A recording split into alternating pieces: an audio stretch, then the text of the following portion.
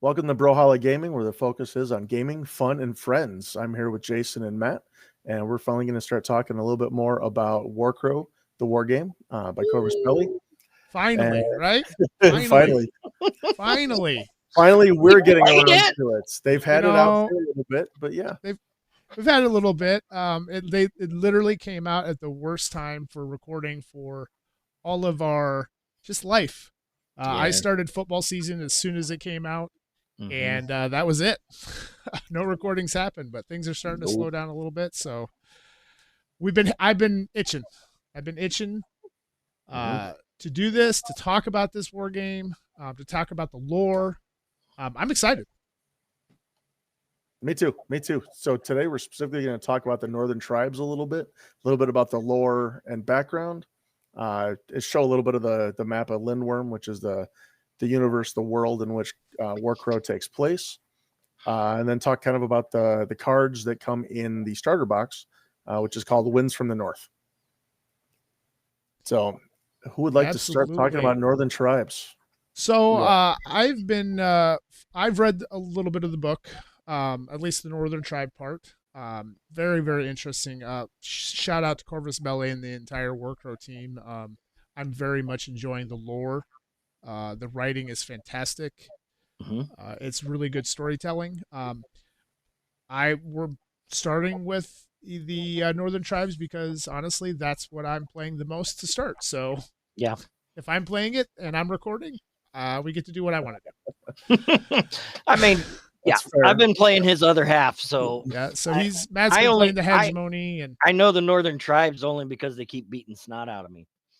It's just because I'm a really good war gamer. Yeah. Matt, roll better. Yeah, that's about it.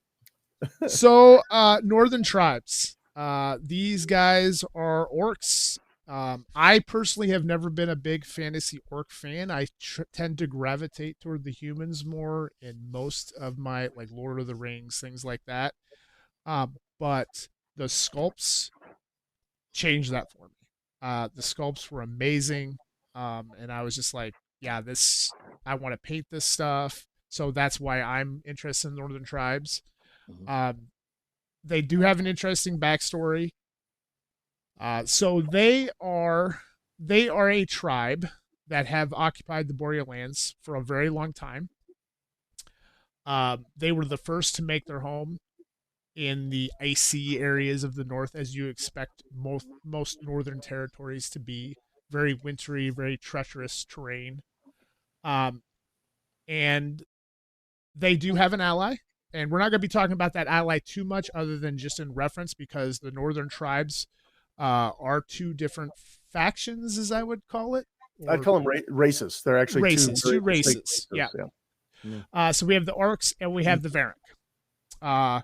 We're going to focus on the Orcs, but you can't tell the Northern Tribe story unless you include the Varric in it. So the Varric came to the Boreal Lands in a lot smaller waves as they left their northernmost reaches, and then they abandoned their area during the Civil War, which ended the Elven Empire of Gaelisael. Yeah, so Varric essentially, if I could expand just a little bit, the Varric lived on the main continent, which is where all the humans live now. Previously, it was the large Elven Empire of it's either Gaelisael or Gaelisael, Gae. I'm not sure exactly how to pronounce it, if it's Gaelic or what the inflection is. But when that Civil War happened towards the tail end of it, that's when the Varric broke up into smaller groups and started fleeing to the north, and that's when they encountered the Orcs that were already living there. And they formed an alliance, correct? Yep. And basically they eventually head south, form an alliance. They cross the northern seas, and essentially they are forming this alliance to conquer land. And that is kind of their purpose. They're kind of I get a Viking feel from them. They're pillaging. They're a conquest type of nation. It's very much a Norse feel to them. Yes, like, absolutely. The leader of the Varric is even referred to as Jarl, so it's very much so a Norse inspired which is also probably why I've like drawn, because I love Viking Norsemen. I love that stuff. So here we have the map of Lindworm. So we're going to be kind of focusing on the top of this map, where the northern tribes are. And I do have my mouse pointer. Next time, if I actually do this, I might actually have a way to like highlight my mouse. I know there's software for that sort of stuff. But we're up here, and we're going to be talking about kind of some areas where the northern tribes kind of started and then ended up going to. And from my lore, so they started up in the very, very northern parts of Apo. And then they started to make their way south. So Apo is kind of up very, very north where my mouse cursor is. And then they start making their way south to peat bogs, which is down this peninsula, which eventually they start moving over to the Isle of Chains, which is directly east of that spot. Mm-hmm.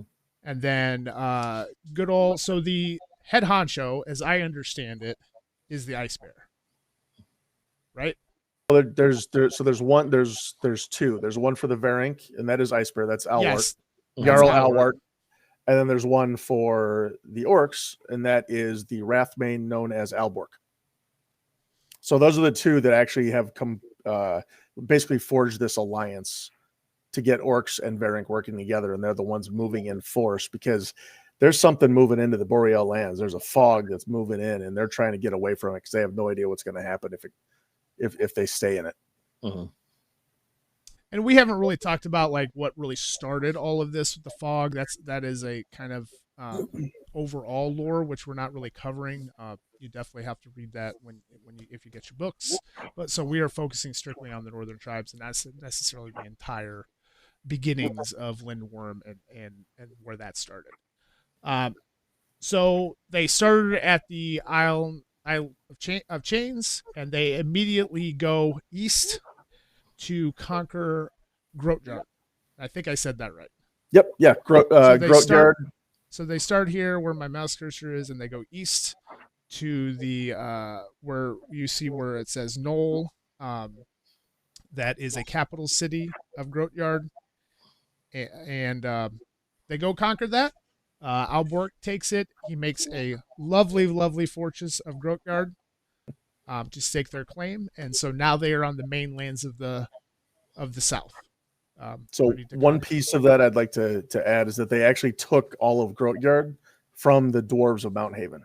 Yes, they did. After they realized that the dwarves were like, you guys can have it, they actually did sit down and sign an agreement giving Grotjard to the northern tribes. Yep. And as I understand it, the dwarves don't like the hegemony of Embers either much. I don't think the dwarves like anybody. Yeah, well, sounds like a dwarf, right? Exactly. Yeah, so that's kind of like the lore as I understand it. Obviously a lot of war, a lot of tumultuous times. The Orcs as a people, an Orc society, they tend to be pretty to themselves. They have families. They start their young very, very early in war and learning war. And we'll get a little bit more into that when we start talking about the cards and things like that. I think that's a real good high level lore conversation. Yeah. Which we can move right on into cards and everything. So how this is kind of going to roll, we are going to talk about the core box, Winds of the North, and we're just going to be talking about the orcs that are in that core box to start. And as we continue on, as releases happen, the plan is to be talking about each the lore that is associated with that box that has been released, and then we'll get into the gameplay part of it about what the cards mean, how they potentially could play on the battlefield. There's a lot of keywords in this game, so we're going to go over all of that to start off. So without further ado, let's get after it. So the first is our basic infantry unit of Orc Hunters. They are a 20-point card. They're 20-point unit. This unit is 4 actual models that are on the table with a unit leader. As these cards are constructed, at the top we have our base stats. We have our movement, which they are 3-2. And in brackets, they have 10. And we'll talk a little bit about what that means. But that is their charge value. We won't go into details right now what that means, but just know that's what that means. There are 2 wounds each model. They have a willpower roll of an orange dice. They have a morale of 1, and you can take 3 of these units in your list. They're an infantry, which I don't necessarily know that there's anything specific with that keyword other than they're an infantry. Maybe Scott can elaborate on that a little bit, but I don't think there's anything else that goes with being an infantry other than it's an infantry unit. As far as just base rules, having that, no. However, there is or can be at some point, like the join keyword that can be coming up. Where you could potentially only join infantry. Actually, I think that might have that. I was just saying, I think Hegemony has that where one of them can only join infantry, like human infantry or just infantry or something like that. Yeah. So just real quick, that top line there. Well, actually, there's only one line on this card, but you'll see. Jason, if you could flip to the next card just for half a second, please. Sure. Thank you. So you'll see there you have the top line and a bottom line directly under the main stat block. The top row is characteristics, which is basically a description for that unit, and the below it is specifically the keywords. And that right there, you can see they can join Orc infantry. No, they can join infantry or Orc. It's not quite the way that actually works. It's a slash line if it's this or that. If it's a comma, it means you must satisfy both. That's Yep. Words than you expect. See, we're going to learn things as we're going through this, which is why this is good. All right, so back to the Orc card. So to the left on that first black line, the second black line technically, you have a 3+. So that means that you are going to use that stat line if you have 3 or more units still alive. Models in the unit. Sorry, models in the unit. Okay. Correct. On your left is your melee attack. Orc hunters can only do melee. We have 1 red die, 3 orange dice, 1 yellow die, and the chance of successes, red dies are higher, oranges are next, yellows are the lowest. They have the lowest hits on them. Red dice, I believe, has 2 strikes available or 2 hits on it on one side. I'm not sure 2 successes. I'm not sure the orange dice does. I don't remember if it does or not. No, red is the only one that has 2. Yep. Has a single facing that has 2 successes on it. Yeah. And then under that, you have your switches, which depending on how many roll, depends on how many times you can actually do that. Now, granted, you're only going to be able to give your target the vulnerable state one time anyway. So, and vulnerable, Scott, remind me of that rule. I was going to put a slide up for that, but remind me what that rule is for vulnerable. Really, you're going to ask me? When you're vulnerable, when you're vulnerable, it's 1 less defense dice. One less defense dice, and then after you've rolled with that 1 less defense dice, your state goes away. So if you have to make another defense roll later, you're not still vulnerable. That only happens like any of those states that you get, like vulnerable or slowed or disarmed. Yep. They only affect you 1 time, then it goes away. You can get it again, but so if they were to attack you with the vulnerable state and you roll your defense dice and you lose your 1 dice, that state goes away, so that if another at the end of that activation, so then if another unit attacked you, you're no longer vulnerable. So it's not rolling 1 less on you. It's not rolling 1 less dice. It's just canceling one of your blocks. No, I'm reading it right now. Oh, okay. Your unit must cancel 1 die from its defense rolls in which it has rolled at least 1 block. Yeah, correct. In case of the multiple dice, your opponent will choose which one. You must apply this effect after rolling the dice with all possible repetitions, but just before starting the switch's step. Correct. So really good ability. I've used it. It's what you would expect a killy unit to want to give an opponent. Yes. Which is what you really want to give Hegemony. And we'll talk about that next time. But these guys are the killers, Hegemony are the blockers. And that's how they designed it. All right, so the next is your defense. You have a green 2 black dice, and on a block, you add 1 hit to your roll, and I believe that's for every block you roll. Is that the case? It can be, provided you spend the block for the switch. So any symbol you spend on a switch cannot be used later in the resolution of that roll.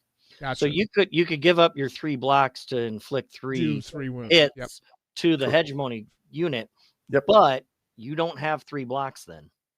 So the advantage of that is if you Hegemony has maybe 1 hit left and you have enough to get, maybe you roll 2 blocks, maybe you spend 2, add 2 hits successes to your roll and take the 1. Correct. It's possible. Well, and it's a good way to put those hits onto Hegemony, because like you said before, Hegemony's thing is they just block the snot out of everything. So you as orcs with your 2 wounds per model, you have 8 wounds to play with, and you can absorb wounds in order to put those hits onto those Hegemony units that they're not blocking. Because otherwise, when you're attacking them and they're rolling their defense dice, they're blocking most of your hits. So it's a strategy that you can use, but it does come at that cost of, I'm going to sacrifice maybe 1 model, 2 models. But I think it's a timing thing. It depends on what state they're in. For the strategy of it, yes. The part that I really love about it is this is an amazing way to show from a thematic standpoint that these guys are reckless and don't care about themselves. They just want to do damage to their opponent. Yep. Absolutely. Which was what we would expect orcs to be. All right. So to me, to the right is you see a number 1. That is your conquest value. So that is what it takes to control an objective. So essentially, if I have a conquest value of 1, and we're not going to talk about the timing of this, maybe I suppose we could, but and say that whoever's contesting with me of the opponent has a conquest value of 1, we tie. If I'm already controlling that objective, I continue to control that objective. If it's a conquest value of 2 of the opponent, they now control that objective. And just real quick, the one thing I was going to mention there is that the conquest value only comes into play if it's a contested objective. Correct. If the orc hunters move up to try to claim an objective where there's no enemies within 3 strides, they get it. They just get it. You don't have to compare conquest to anything else. Yep. On the bottom side of that is if we have less than 2 or less models on the board, now we are down at that stat line. It's basically the same things with just different dice. Less dice, not as effective. Defense is not as good, but your switches are still the same. Well, your switch costs 1 less, and your switches are easier to get. But it's just the survivability part of it. Yeah. Again, speaking from a thematic standpoint and this is kind of going to Jason, what you said earlier about like how the lore and everything is just really, really well done in this book. The game mechanics here are tied to that lore as well. If you think about it, any unit is, you train with each other to be effective at full strength or even slightly reduced strength. And that's what that top stat line is.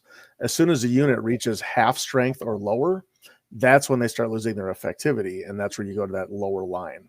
So I really like the way they've represented that in the game overall.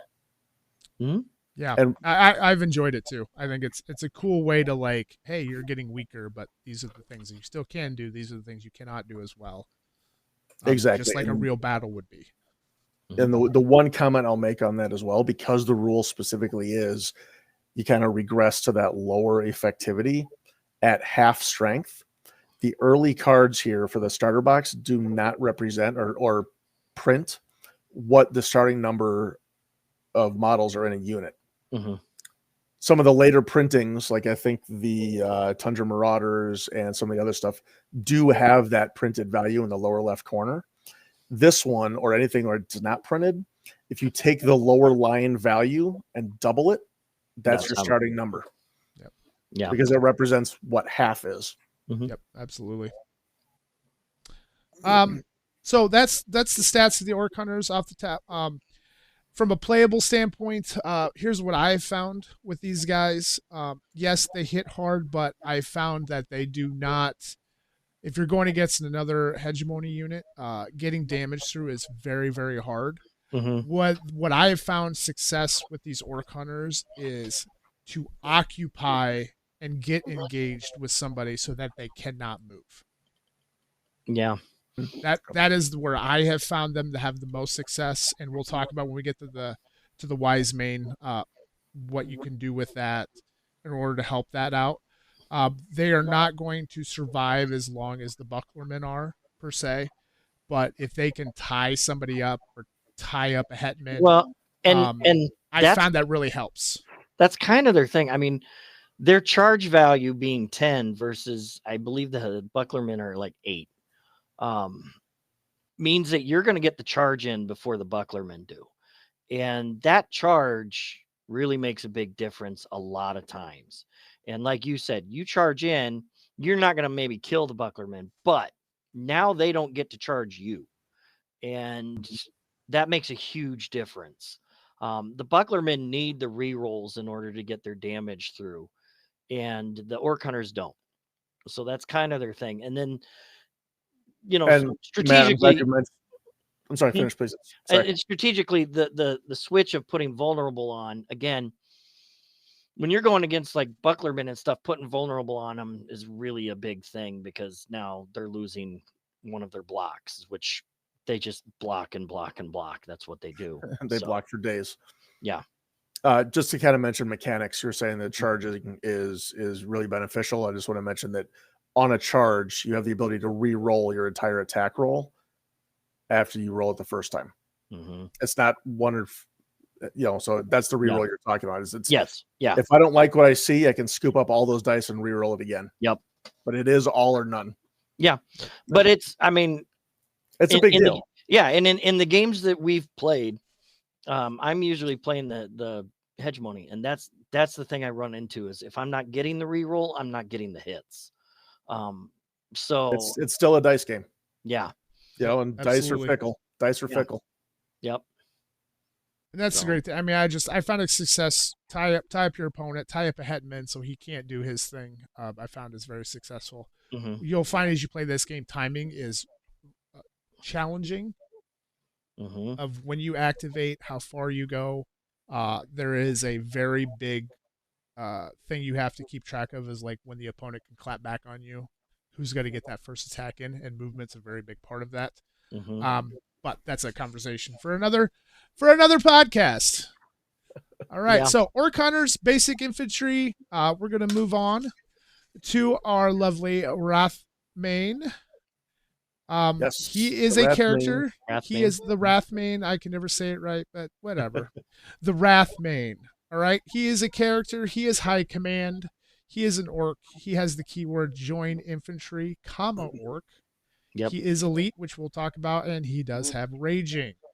His movement is a 3/2 with a charge of 10, which is exactly like our orcs. He is a 5 wound model. He has a willpower of 2 orange dice. He has a morale of 2, and he is availability 1 on the top side of his card. And he also has 2 command points to spend, which is the under his 30-point value is where those command tokens are. Mm-hmm. We'll just go through the other stuff here quick. Just real quick, if I could though, Yep, if you look at the picture at the very top there's a small icon directly below his face of a helmet. Yep.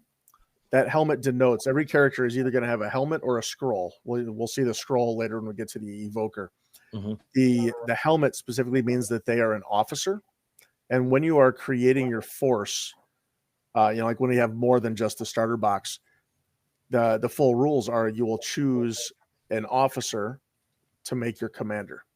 Then you recruit the rest of your army. In this case, the model that says high command, they have to be your commander. But there are other coming out officers that are not high command. If you include high command, they have to be your commander. Otherwise, let's say you have 4 normal officers, no high command, you get to pick any one of them to be your commander. So that's what that officer denotes. The other piece to that, if they join an infantry, any officer will become the leader of that unit. Mm-hmm. Support will not. Support will just join it, and they're like every other extra infantry model in that unit. So, and the officer when they've joined, they also add that model to the count. That's what I was just going to say. Officers count towards the number of models, yeah. Whereas the support characters don't count towards the number of models. Correct. They're just there. Correct. Mm-hmm. So, like, if you take this Wrathmane, Jason, if you could go back to the Orc Hunters real quick, please. So, if the Wrathmane joins this unit, that's now a unit that is 5 strong to start on the table. Mm-hmm. And the character, the officer, will always be the last casualty to be removed. Well, in this box, yes. Yes, in this box. There is a character.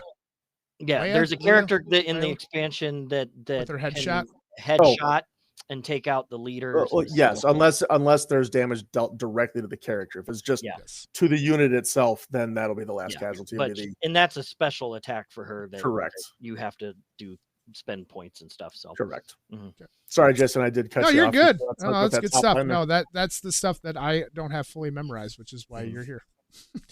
All right. Other keywords at the top there, we have raging. That keyword means that your unit adds successes to its attack rolls when it charges.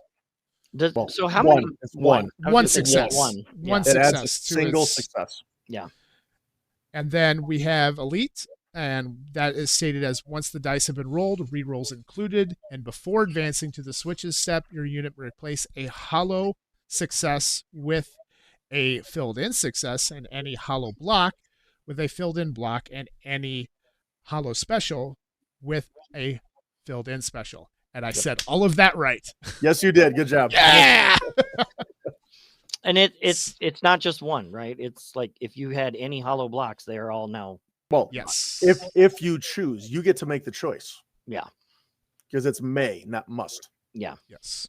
And the reason I say that is if you look at the switch under the Wrathmane's attack, you can spend a hollow success to inflict a wound directly. Yep. That they can't. So you may not want to switch that. You may not want to change that to a filled-in success. Right. So you've got reasons to do that. And correct me, you can do a single switch as many times as you have the trigger for it. Correct. Yep. As long as you still have symbols to spend. 3 blank hits or empty hits like that, you could spend all 3 of them and do 3 direct wounds. Correct. Yep. Yeah. Okay. So when you inflict something, it cannot be canceled with a block. Right. It's given. It's just there. Yep. All right. Continuing on the card, we're going to talk about just what dice they're rolling and what their melee switches are. So we have 2 red dice, an orange, and a yellow dice. On a hollow success, you are inflicting 1 wound to your target. On a hollow switch, hollow special. Yeah. Hollow special. Yeah. Your target receives the vulnerable state. Again, more vulnerable, more fixing dice, which as we war gamers, we love fixing dice. We love fixing our opponent's dice. Now, before we move on to the next portion of this, you'll see a lightning bolt plus a hollow success and a filled-in special. Mm-hmm. So what that means is that if you choose to stress your unit, you gain those 2 items to the right of the plus. Benefits and negatives to that. Stressing your units is not necessarily a good thing. Depending on where you're at, sometimes you may want that to finish off an opponent. You're willing to make that sacrifice. And just to clarify, because if there's people that don't know the rules and they hear that, they might get confused. You don't get that if you're stressed. During the attack, you have a chance where you can choose to add stress to get that special. It's called modify. You can modify your roll before the dice are rolled. Yes. So you have to make that decision before any dice are rolled. And it's one of those things where like in the Wrathmane's case, he's got a morale of 2. If he's already got 2 stress on him, correct? He can't do that because he can't add stress at that point. Correct. You cannot knowingly go above your own morale. Yes. Yeah. So it's kind of one of those things you got to kind of pay attention to. Important to note on the right. So we're going to go to the defense. Same thing. We have 2 blues and a black. And then if you choose to stress, you can add a red dice, which is an attack dice, and a filled in success. Basically an automatic success. Plus you're rolling a red dice if you want to do something back to your opponents. Pretty standard. A lot of these kind of named character or these high command types have this option in the Orcs, as we'll see as we go forward. To the right of that, you have a conquest value of 0. So if there is somebody with a conquest value of 1 on your opponent, you do not control that point unless you're the only one there. So keep that in mind if you take the Wrathmane and do not attach him to anybody, which is what we're going to talk about on the bottom side. But first, before I go on to that, we have a command token that he can spend. It is Wrath Roar. This happens once during your activation. An enemy unit within 10 strides receives the frightened and disarmed states. Frightened, this is the first time we've talked about it. So that state is your unit must reroll all of its success willpower tests, maximum 1 per test. Remove the state when you pass a willpower test. And then disarm is your unit must cancel 1 die from its attack rolls in which it has obtained at least 1 success. Yeah. So disarmed is the opposite of the vulnerable. It's the comparable, but for attack. Yep. It's for attack versus defense. Yeah. One clarification I'll make here, that in that, does this qualify to be able to use Wrath Roar? When it says your activation, it doesn't mean your as the player. It means your as this unit. Yeah. Okay. That's cool. So and you can spend command tokens. Only use it when the Wrathmane's activation. Correct. So second part of this, there is a bottom part we're going to talk about. So this bottom part, as I understand it, this is where you can choose to attach the Wrathmane to another unit. So for simplicity's sake, let's say that we are attaching this to an Orc unit. Okay. So what happens is that he still throws a willpower. Your unit has a willpower test of those 2 orange dice plus the Orcs willpower dice. It's just the Wrathmanes. Right? If we look at any join profile, which is the bottom half of any character that is able to join, if it's in addition to, it'll have a plus sign. Like you see the morale, the attack, and the defense are all pluses. Same with the conquest value. If it is an absolute value, such as 2 orange dice, that's absolute. It replaces the unit's value. Yeah. So in this case, if you're adding the Wrathmane to the Orc Hunters, your willpower is now 2 orange dice, but your morale is now, what were they? They're 1. So now you're at 2. Which is a big deal for those guys. Yeah. And then their conquest value is also now 2. Okay. So they're a little bit stronger. You gain the Wrathmane's switch abilities, which there is a different ability replacing the Hollow Special, which is displace 3 your target, which I'm assuming means displace 3 strides your target. Yep. Which is, you could compare that to like a push mechanic for MCP. That's probably the most comparable game I could come up with that. And his other additions, he automatically adds a success on his melee attacks. If you stress him, you get a red die plus an automatic success. On defense, you can stress him and add a extra red dice, and you get an automatic block. One clarification is you're not stressing him, you're stressing the entire unit. Yes, it's the entire unit if he is attached. Yeah. Correct. Command token spend Wrath Roller is the same. Yeah. So that is essentially how that mechanic works. As we go on to other cards, then as you go on, you have, and you're doing your points, you have choices to make on what characters you are going to join with your units. Because a unit can have one and only one character ever joined to it at a time. Yep. Now you can have multiple characters join other units. So like a Wrathmane could join an Orc unit. If you have a second Orc unit, a Wisemane can join that Orc unit. Correct. Yes. Yeah. But you can only have one unit. One to one in it. It's a 1-to-1 ratio. Yep. I personally have not played the Wrathmane very much past the starter scenario. Just we've been playing higher point games, so the points values don't work for it. So I don't have a lot to offer as far as strategies. He's a high wound model. He puts out a lot of damage. He's cheap. He's only 30 points.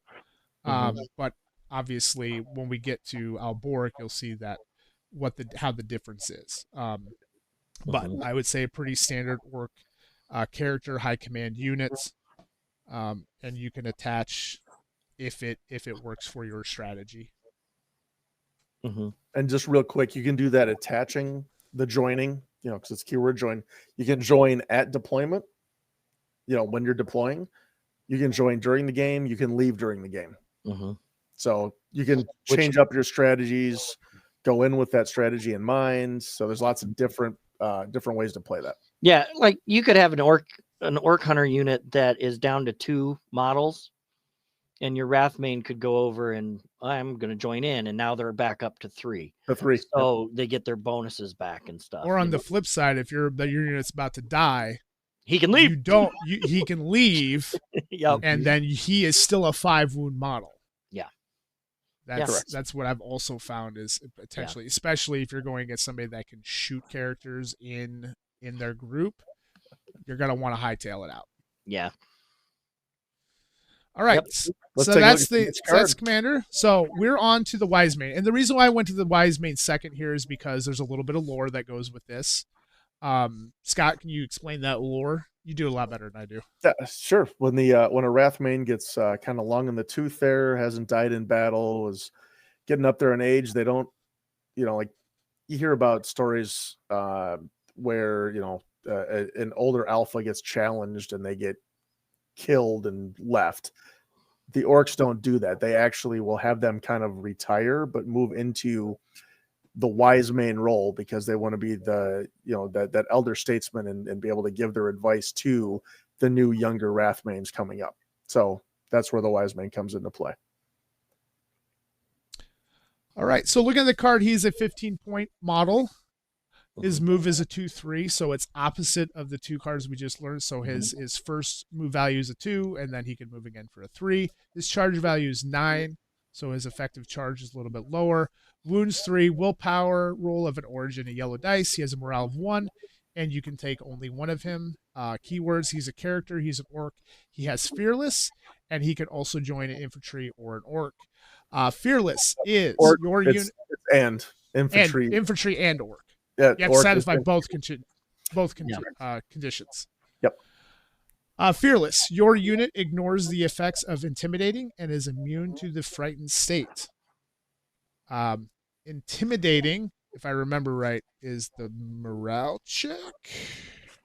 It is a morale check, yes. Yes. So basically, he doesn't run away. Yeah, he's there to stick. He's there. He is. So you Infinity fans, that is like being religious. Yes, religious. Good job. Those of you listen to the podcast, Scott just gave me a great look. It was fantastic, but I'm a Pano player, so I had to go there. Is that because we were Team Religulous? We were Team Religulous. You guys were Team Religulous. But we digress. We're not talking about. We're talking about this game. Super fast before we move into that line. The Wisemane is where you'll see the scroll. Yes. which means he is a support character. Mm-hmm. So when he does join an Orc infantry, he does not count towards how many models are in the unit when you're determining if it's above half or below half. Right. And that's important. I've been the hegemony player, and I have a support character that doesn't do squat other than help that unit. And when you lose your first model, that's fine. But when you go to lose a second model, you have a real choice to make of, do I keep my support unit and go down to the stat line of half or lower, or do I say sayonara to my support unit and he's now dead, but I still have 3+ models. So it's kind of one of those things where the support units, that's something you have to pay attention to, is that, like he said, they don't count towards that stat, but they are a model that's part of the unit. So when you choose who's dying, you can make that choice. Do I stay with 3+ and keep using that stat line and get rid of my wise main, or do I keep the wise main and drop down to 2+? Even though I have 3 models. It's part of that strategy to the game that I just love. It's those little choices that actually aren't so little, because they have real impacts on how the battle's going to play out. Yep. And real quick, intimidating. If a unit has intimidating, as soon as you engage in combat, your opponent has to take a willpower check. If they fail, they become stressed. They add a stress to them. Yep, in this case, if his opponent is intimidating, he doesn't have to make the test. He's seen it all in his age. He doesn't care anymore. He's basically like, bring it, let's do this. Yeah. I believe frightened is you don't run away. And this is, we want to talk somewhat about some strategies with using these characters. When you look at his stat card, you can clearly see he does okay on his own. He's not as good as the last guy, but he really shines when you add him to a unit, because now he gets the voice of experience and the charisma and wisdom stuff. He also is adding more value to that unit versus your last character, the Wrathmane, isn't really adding to, it's replacing. You know what I mean? Mm-hmm. Exactly. So this is one of those characters that when you're looking at and you're taking him, I would say probably, and you guys can correct me if I'm wrong, but I would say probably 9 times out of 10 you're attaching him to something. Right now in the starter I would box, round that up to 10 out of 10. I would say right now where we're at is 10 out of 10. Yep. Right now. But so let's go. We're going to quickly go over the stat line for his melee attack. If you stress him, you add a red dice and a filled in success. His base attack is a red, 2 orange, and a yellow. His base defense is a blue and a black. If you stress him, you can add an attack bite bat, and also you can spend 2 of your specials to give this target a vulnerable state. If you attach this lovely older gentleman to a unit, you are adding a yellow dice to a willpower check. So notice there is a plus on that. So you are adding 2, if I'm not mistaken. So now you're an orange and yellow. So now you're an orange and a yellow. His morale goes up by 1. On his melee, you're still rolling his attack dice from the top. Is that right? No. You're just rolling the. No. You're just rolling the Orc dice. You're using that bottom units. You're using the units. You use the units dice, but he adds in an automatic success. Correct. On defensive side, he is adding. If you're stressing, you're adding a red dice and an automatic block. You can spend specials to give the target their vulnerable state in attacking and defending. Here's the plus. He adds also Conquest value 1, but he also adds a command token spending, which is the voice of experience. When your unit rolls attack or defense, fix the result of 1 die from your roll. Very, very powerful, I found. Very. And then he has a passive ability called Charisma and Wisdom. So this can happen anytime you activate this unit, as I understand it. Not even when you activate it. It's just always there. It's just always there. So your unit gains Fearless and may repeat their whip rolls. Your unit may avoid being pushed back without suffering stress. Yeah. That's just now their characteristic. So we'll go back to this. Do you attach this guy? Absolutely. Do you ever use this top stat line? I think right now in the state of the game as is right now, very rarely, if probably never. He's cheap. He buffs your orcs, and he makes them a lot tougher on the table.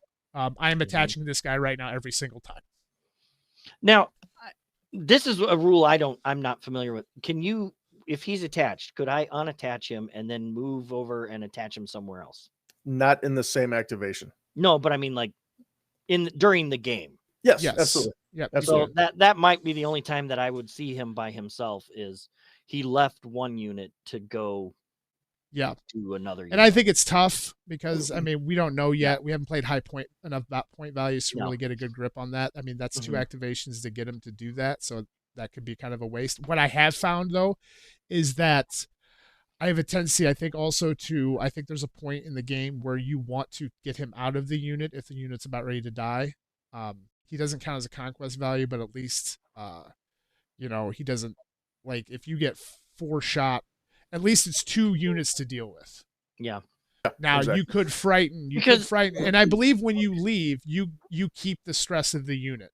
When the wise man disconnects, you keep the stress of that. You keep all states and stress. All states and stress. So I haven't played enough games to really get a good feel about when that happens, what the benefits are yet. And when you're in a part of a unit, this is another one of those ones that I would have to look up because I don't know. Does your wound value drop to what the unit's wound value is? Yes. Yeah. So that's a reason why you want to get him out of there before the unit gets destroyed. Because while he's part of the unit, he's a wound 2 model instead of a wound 3 model. Correct. Because he's support, that means you can remove him as any casualty on that unit. Yeah. So as soon as you amass 2 wounds or more, you'll remove a model from, because we're talking about Orc Hunters. Yeah. The Orc Hunters with Wise Mane, you can choose to remove a regular Orc Hunter, or you can choose to remove the Wise Mane. If you do, you're absolutely right, Matt. He just went from a 3 wound model to a 2 wound model because 2 wounds had him removed. Yeah, and strategically, I guess the reason I'm asking is if you look back at the Wrathmane being a 5 wound model, is it one of those things that once that unit is destroyed, he just goes back to being a single unit? Yes, because an officer, which is the Wrathmane and Alborg, because they have the helmet icon in their picture, they will be the very last model removed. So if you have, say, 2 Orc Hunters left and your Wrathmane in a unit, and you've suffered 5 wounds, the 2 Orc Hunters are dead, and that last remaining wound gets placed on the Wrathmane's card. And now he's 4. He has 4 remaining. Okay. I haven't ran into it yet because the only time I have anything attached, it's in my hegemony, and it's my war surgeon. War surgeon, and he usually is the second model that I take out of that unit. So she sorry, and she is lactose intolerant. Yeah. No, that is canon. It is in the lore. She is lactose intolerant. Yeah. Okay. All right. So on to spellcasters. All right. We get 1 in the starter box. As of now, I think we are still only at 1 that have actually been released at this point of this recording. We have the Evoker. We are a support character. We have a move of 3/2. We have a charge value of 7. That's the lowest we've seen so far. We are 2 Moon Waddle. Our willpower is a 2 orange and a yellow. They have a morale of 2, and you can take 1 of these. Our keywords are character, orc, and he is a spellcaster, and we have 1 command token to spend. This model is a 25. It's not necessarily to spend. They add 1. They add to the pool. Yes, correct. I said that wrong. They add 1 to the pool. We can do a melee attack, which is 3 orange. We have a block of a red and a black die, which only happens, it happens in melee or if you get hit by ranged attack. And we are a conquest value of 0. But that's not what you want these guys to be doing. You don't want them up in the mix You want them doing really cool things, and this is one of my favorite mechanics of the game, which I'm really sad because of right now my points value has not allowed me to take an evoker unless I'm really low on it. So I haven't done a whole lot of it, but this will take a little bit explaining as we go. So we have 2 spells that we can cast. The first is the Spirit of the Thermoplurus. Thermoplurious. I was way off. Samsonite? Is that Samsonite? Way off. Thermoplurus, not thank you. Thermoplurus. See, everybody's wrong. Thermoplurus. See, we're all learning. We're all learning. This lasts a duration of 4 turns. The target is an allied unit within 20 strides, and the target unit gains intimidating. I believe that's intimidating 1 in the brackets. Yes. Okay. Yep. And what that means is any unit that has to take a test because the unit is intimidating needs only 1 success to pass that willpower test. So the next part, because I'm okay with this mechanic, but I'm not great at it, which is why I'm going to have Scott talk about the black die that gets potentially added to these to do this, and he will explain all of this that goes into it. We won't go into the horrible details of the mechanics, but they are pretty cool mechanics, and it's one of the reasons why I love this game right now. Sweet. So essentially you declare that you're going to cast a spell as part of your action. You declare which I'm going to cast Spirit of Thermoplurus. Yeah, I'd say none of us can say it. Yeah. At that point is when you will actually declare whether or not you're going to I want to say modify, but I know it's not the right term because modifying is the other dice roll. Access the tinge. Essentially, you're digging deeper into the energies that grant you the magical powers. But by doing so, you run the risk of injuring yourself or not successfully casting the spell. So if you choose to alter, there it is. It's alter the spell. I am going to alter the spell. You can do either of these, one of them, or both. And because I'm dumb, I am going to alter the spell to the max amount. So in this case, Spirit of the Thermoplurus, you're going to roll not only your willpower dice to determine if you successfully cast, but you're also going to add 3 black dice to that roll.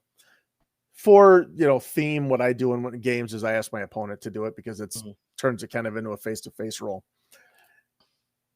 In this case, if you look at that first one, do you need me to read it since it's smaller? You got it. I got it. Thank you. Okay. I don't know how. I'm blind, but not that blind. No. I just they're looking at this PowerPoint through a Discord stream, so I just want to make sure you can see it. It's nice and big on my screen. It's super clear. Okay, great. So in this case, because you're casting this on an ally unit, because it says duration 4 turns, the target has to be an allied unit within 10 strides of the evoker. If it's successfully cast, then when that unit causes an intimidating check, that not only will your opponent, if they fail it, not only will they add stress to their card, but they will also immediately demoralize and have to flee. And that's a big deal to get a unit to break and run. Yeah. But here's the biggest kicker, that two black die alteration. Not only is it intimidating 1, but it changes it to intimidating 2, which means if, let's say you cast this on the Orc Hunters charge a unit of Bucklermen. That Bucklerman now needs to pass a willpower test with 2 successes to pass it. Otherwise, they'll fail it, they'll gain a stress, demoralize, and immediately run away. Yep. And what is their upside?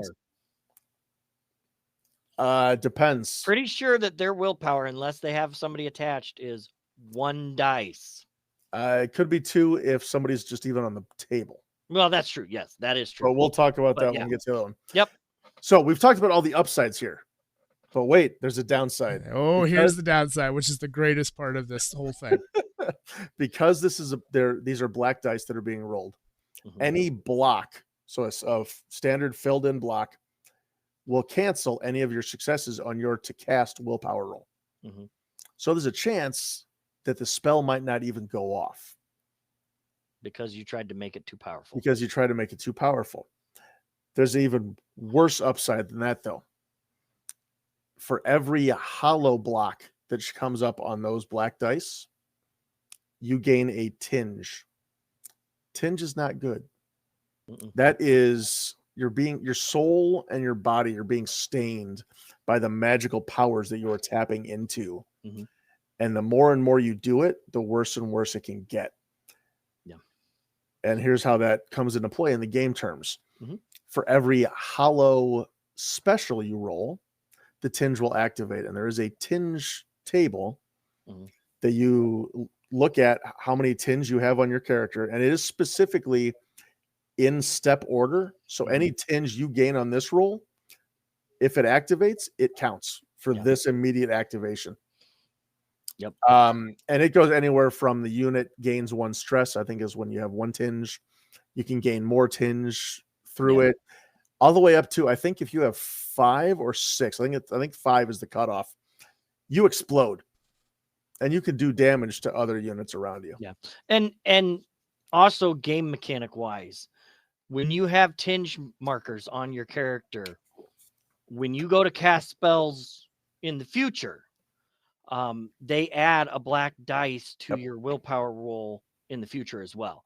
So if you do what I did, and I'm going to make it as powerful a spell as I can, and I roll my 3 black dice and say I get 1 tinge out of that, I now have 1 black dice going forward on every future spell that I do. And that doesn't add the powers from that 1 black dice. It just means that I now have an extra black dice I have to deal with. Correct. Because you're dabbling too much in the arcane. Yeah. So correct me if I don't want to add those 2, is there a tinge roll? Like, is there a base tinge roll, or is it just that happens? Yes, but it's not called a tinge roll at that point. We had this discussion before. It's really weird. We call it a tinge roll because you're still doing the same thing. You still have to make your willpower roll to see if you successfully cast. Correct. I get that, but there's no black dice against it. It's unopposed. That's what I'm getting at. It's unopposed. So when you start with the character, essentially, if it's the first time you're casting, you have no tinge on you. You choose not to alter the spell. You're just rolling your willpower. But if I roll a hollow special, that does not activate the tinge. It's only on a tinge roll. We haven't gotten to blocking. No, we haven't gotten that far yet. Okay. We'll do that. Gotcha. That happens on the next one, because this one can't really be blocked. So this one can't be blocked. Can. So you're right. I'm sorry. You're right. It can. You're right. It can. It's just not defense. In our scenario right now, I'm casting a spell. There's no spellcaster within 20 strides of me. I'm just doing this. Yep. Now, we're going to take that a step further. If the enemy had their own spellcaster within 20 strides, and I declare I'm going to cast Spirit of Thermoplurus, and I'm going to make it 3 powerful wide, they now have the opportunity to declare that they're going to attempt to block it. They can actually wait to see if the spell goes off. Oh, I didn't know that. Okay. Yeah. It is a step after. Yep. But if there is no spellcaster within, and you're just doing this on a unit, basically what happens, it's automatic. It's automatic. No, there's no roll. There's no nothing. No, you still have to make your willpower roll. You still have to pass willpower. I get that. You still have to pass a willpower. But if I roll a hollow special, that does not act. It's only on a tinge. Hold on. Right? Hold on. That's what I'm trying to clarify. What do you mean by if I roll my willpower? Who's I? Are you the evoker? The evoker. I'm the evoker. Yes. And I have a hollow special in my roll that does not activate the tinge. That's just seeing if I'm on you. You're talking about a hollow special on the orange or yellow? Yes. It will not activate. Thank you. Correct. That's what I'm getting at. So you can only activate tinge on the tinge roll itself, which is correct. The black dice. That's what I want to clarify. Now, one thing to add to that, if the character, let's say the evoker, already has 2 tinge on them right now before we start this casting. Yeah. And we choose to do the 2 black alteration at the bottom. Game mechanics, you can only ever roll up to 3 of the same color die. That 4th die becomes a blue die. Which is not good. Not good. higher chances of a hollow block or a hollow special. Now, I want to get back to what Jason was just trying to say, because I was getting as roundabout as he was.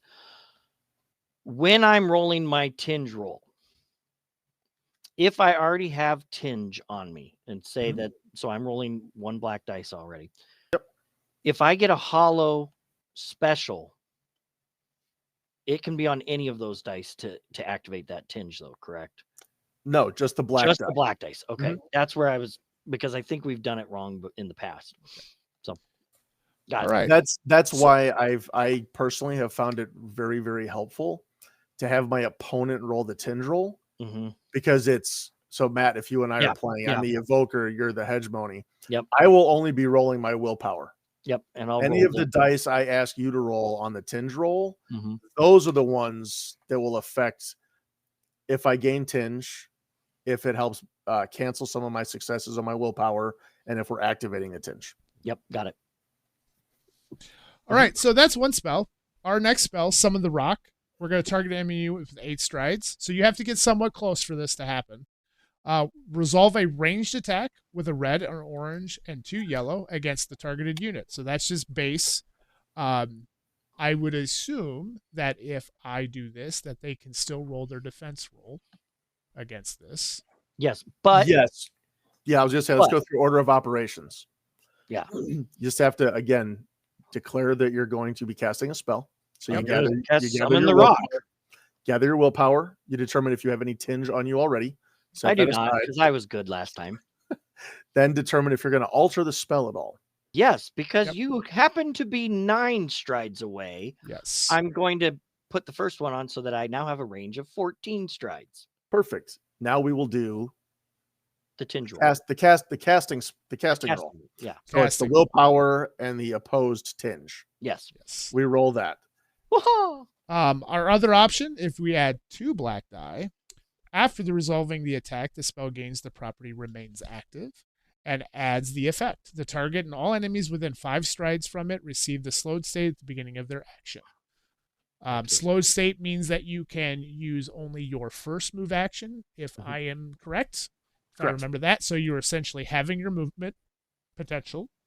Sometimes that's good, sometimes that's bad. And I believe you subtract from your charge range. I believe that is true too. I think it's half as well, rounded up. Don't quote me on that though. I have to look that up. I would also have to look that up. So that's his attack. It's a decent attack. It does some damage. It's a give and take on whether you add. We're going to finish this operation. So yeah, let's go to the order of operations. So So now we've done our thing. I passed my willpower. Woohoo! Good job. Now, because it's successful, you know, even after canceling anything, what have you. Now we get to the point of, okay, cool. Let's resolve the ranged attack. I got my red, my orange, my 2 yellow. Correct. And then the unit that you have targeted will gather their defense dice based on what their stat lines, you know, and how many models are left in that unit. And it's a normal face-to-face roll, just as if you were in close combat. Now, there's one difference to that. The defensive or defending unit can only use defensive dice in that roll. Yeah, they don't get to use, for those of you following at home, they don't get to use any offensive dice that might be in that roll, which makes thematic sense. I am attacking you from 30 feet away. You don't get to hit me with your sword. Correct. But so in this case, if an evoker is shooting at another evoker, you look at his defense there, it's red and black. In that case, the defending evoker could only roll the black die.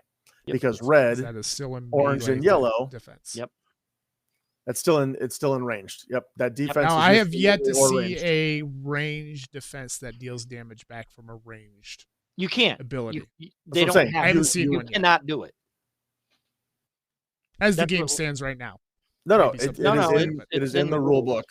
Oh, okay. So it is in the rule book. Got it. It is specifically in the rule book on the defense for ranged attacks.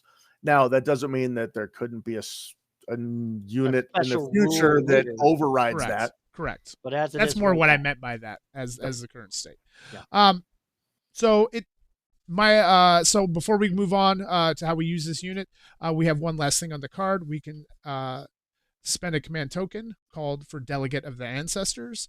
Once during the Evoker's activation, within 20 strides, reduce by 1 the stress of an allied orc unit or a demoralized allied orc unit rallies automatically.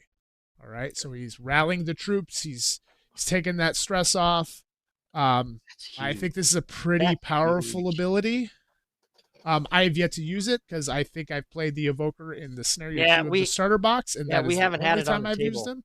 So I can't necessarily say right now how I would use this unit as it is states right now. To me, on paper, I feel like giving conditions to others and rallying your units is probably going to happen more than me trying to kill you with this guy. Yep. Yeah. Yep. And theory craft of this, that's huge, because now you've got your orc unit that activated, and then you're going to stress them to activate them again. They can't do any more stress. But now this guy goes out there and, hey, I'm taking that 1 stress away. Now suddenly that orc unit has that ability to stress itself again. Mm-hmm. Boy, that's huge. Yep. Especially if he also gives that orc unit intimidating. Yeah. Yep. With the spirit. Ooh, that's scary. Yeah, definitely. I think he's a condition giver. I think the Sum of the Rock is a timed thing. It may come up, but I don't think that's his bread and butter. No, as it stands right now. You got plenty of other things that can kill. Mm-hmm. Evokers helping those units out. Yep. All right, our last but not least, the man himself, Alboric. Mm-hmm. He is a 50-point unit. Ouch. He is a 50-point Wrath main, to be specific.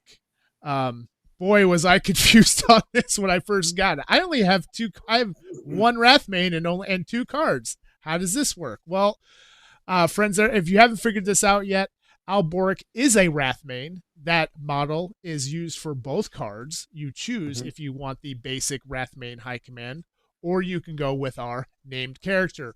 And we know Corvus Belli loves its named characters. We have it in the Infinity lore. We have it here again. So he is a 50-point model. He has 3 command tokens to add to the pool. He has a move of 3/2, a charge value of 10. Very orc. Seems like a pretty common orc theme. He's a 5-wound model with a willpower dice of 2 orange. He has a morale of 3. You can only take 1 of them. He is a character. He is high command, orc. He can join infantries that are orc or infantry that are Varic. He can do that's either. The difference there that you see that vertical slash. That's the or. Got it. And he is also elite, and we've already talked about elite. His stat lines for his attacks, he is a red 2 orange and an automatic success. If you stress him, you can add a hollow success and a filled in special. He only has switches on his attacks.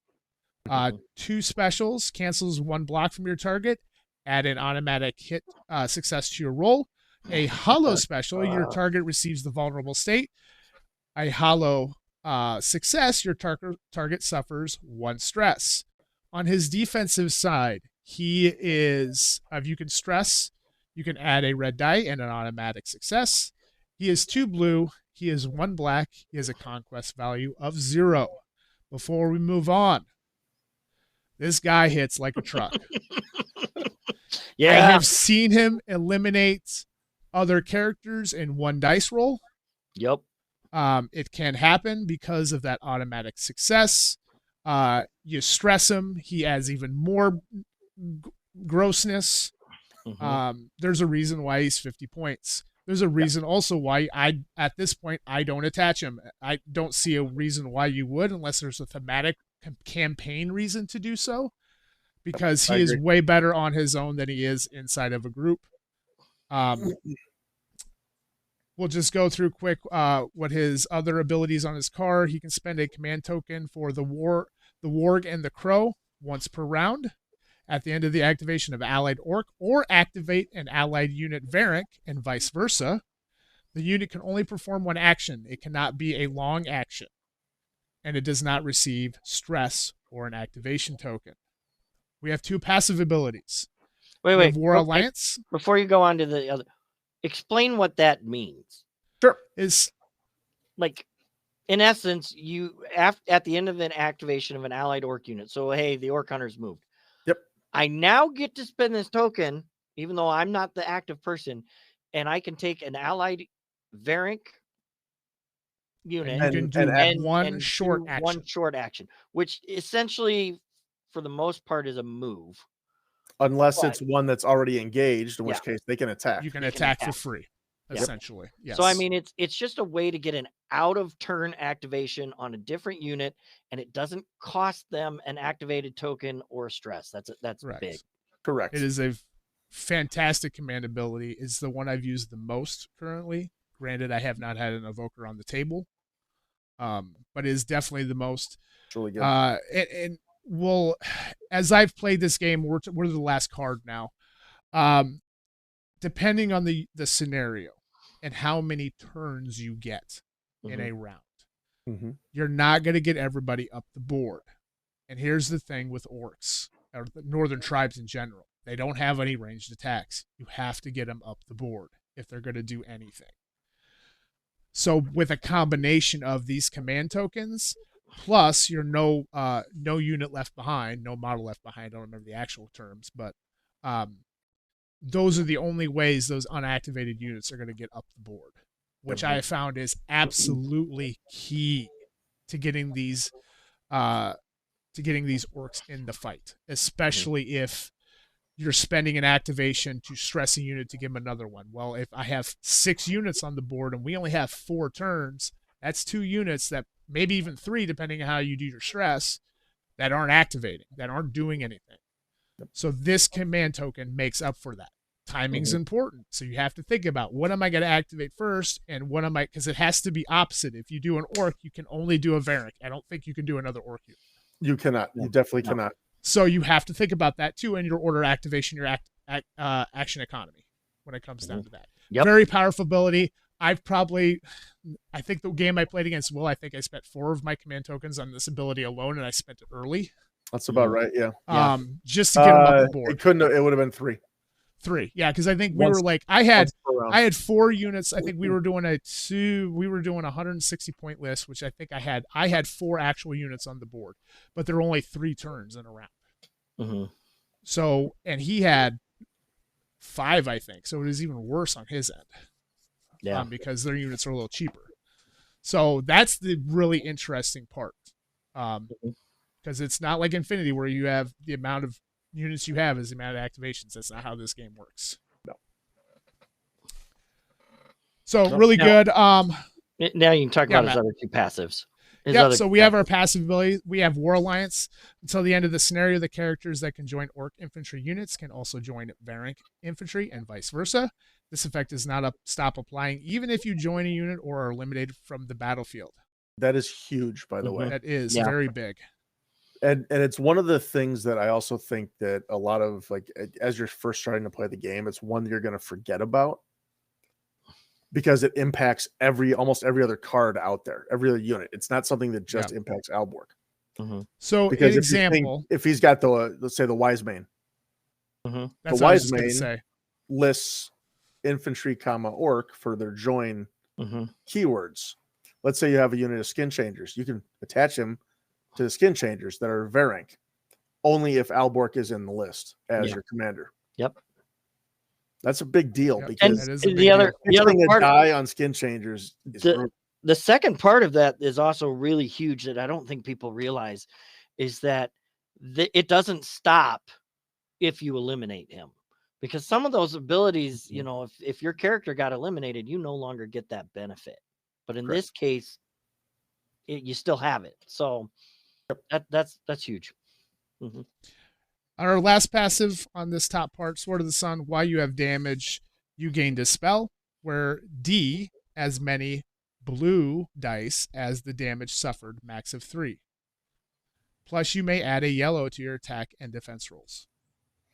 So real quick, let's talk about Dispel. That's the one piece we didn't talk about with the Evoker.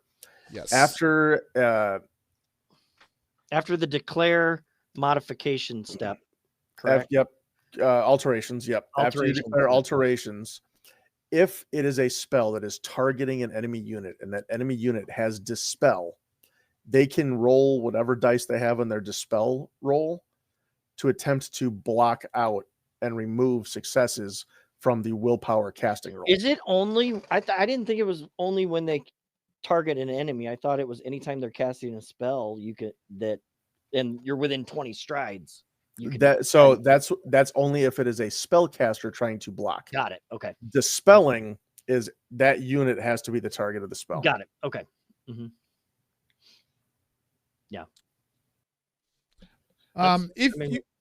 That's good. It's good. It's the only in the core box. It's the only unit that dispels.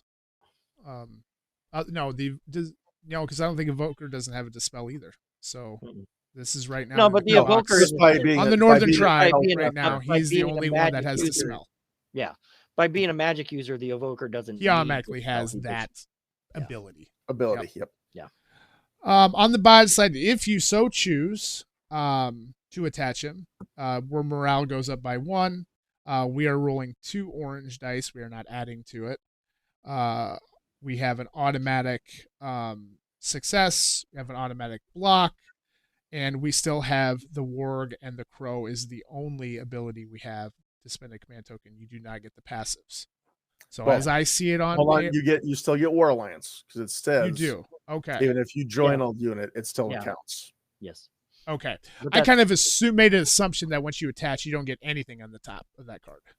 Unless it says otherwise, in which case this War Alliance specifically calls that out. Yeah, because that happens before I get what you're saying. Yep, absolutely. That's a good clarification. And like you said before, it doesn't make a lot of sense to add him or connect. I ain't putting him with anybody. He's going to rec shop. I'm sure there's a reason somebody's going to do it. But if you look at his conquest value, I believe with the Wrath main, they at least add 1 to the conquest value. He does not. So again, it's you're why are you doing it sort of thing. Here's the only reason why I would consider adding him to a unit. Getting him up the board faster. And then that's what I was just going to say. And then pop him out. Yep. Yeah, I can see. And actually, I just thought of that. That's why you add these guys occasionally, is to get them up the board, get them out of the unit, and then he's off to the races. Yeah. Correct. Yep. Especially if you have more units and you only have 3 activations per round. Like if you have 5 activations, more units than activations. Yeah. I think that is, and especially the way cover rules and line of sight blockers rules. We got a little bit of clarification on that this week. You're pretty safe if you're behind something or behind trees, so you can have that where you can disattach and be in pretty safe spot for the most part, unless you got to worry about scouts and things like that. Correct. Mm-hmm. Yep. Awesome. Any closing thoughts? Orcs are fun. They're my kind of unit. I like brawly types. That's kind of what I gravitate to. I've enjoyed playing them. I'm looking forward to playing the other side next time we play. But then I have all these new goodies that I want to try. So it's like, why would I play something else? I got to learn the new goodies. My opponent can learn their side of the board and see what it's like. I think thematically they've done a good job with taking what their lore is with the orcs. Of these are hard hitting, fast hitting, aggressive troops, and they've done a good job of making that mechanic in the dice, the way the dice are rolling and the way that their rules are working and things. So I think it's fun that way. As the hegemony player amongst us, it's scary when they start coming at you. I can block a lot, but you lock me down pretty quick. I mean, I think if you're not rolling the vulnerables against hegemony, it's tough. It's really hard to get through that their ability to block things. The War Surgeon also, like, we'll talk about this when we talk about the hegemony. That's a very powerful piece. It heals, they block. Vulnerable, you have to roll those specials to get that vulnerable state. Yep. Now, as the player, I can tell you it's super frustrating. Because my units, yes, they survive, but they can't kill you. Like, they just don't. they're not great at that. And so when you get in as quickly as you do, it locks me in place, and I don't get to go do what I need to do for scoring. And I think what's going to counteract that is units like the Pioneers who have an out of activation push. Yep. That's going to be an important mechanic. It's an important mechanic in Shatterpoint and at MCP. I'm guessing more units will have that ability as we kind of get more units and things like that, because I think you need that in order to get, if you can't kill them or if you can't win your attack rolls and push them off the objectives, then you're going to be really hard. Well, Pioneers at least give you that ability to push them off the objective and score a point. Yeah. I mean, the same thing with their magic user has a push basically. And it's the idea of, look, if I don't push you off of that unit, my unit cannot move, and I need them to move.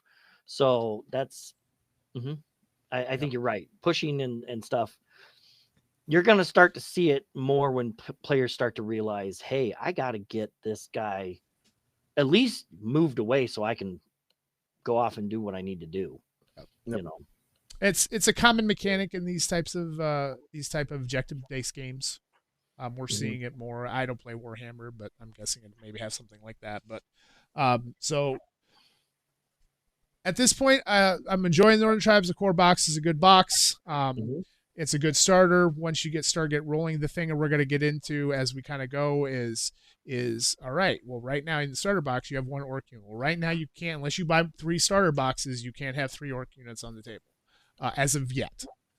Which I think will be a list building mechanic that people are going to look at in the future of getting cheap units on the board and lots of them.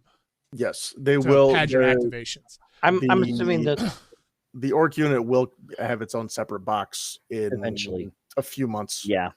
I remember seeing it at Gen Con. They showed the outline of the calendar, and I don't remember how many months away that was. Yeah, but I mean, they have to, because it's a core unit that you're taking multiples of. So they're gonna have it out as a separate.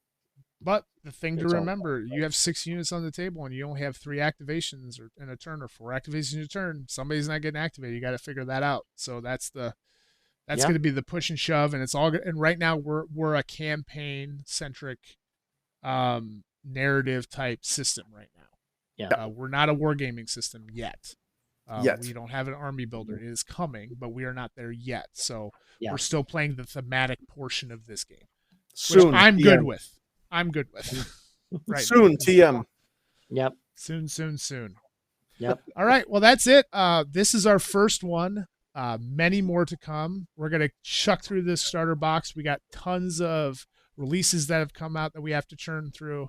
But that means that we got to start playing some games with this new stuff so we actually know what we're talking about. Exactly. Yeah. So very soon. That's all I got. Anybody else for the good of the order? Nope. Just going to say thanks for tuning in, and we'll see you next time. Yeah. Next time. Thank you. Give us a like on all of our socials and on YouTube if you like what you hear. That helps us out, makes us feel warm and fuzzy inside. And also comment on their videos on YouTube. We love the feedback. You can also get a hold of us. We do have a Discord, so if you want to in our Discord, it is Brawlhalla Gaming. We can start sending links out if we see you on the interwebs in YouTube or whatnots. Till next time, this is the Brawlhalla Gang. Play some Warcrow. Have a good one. Have a good one.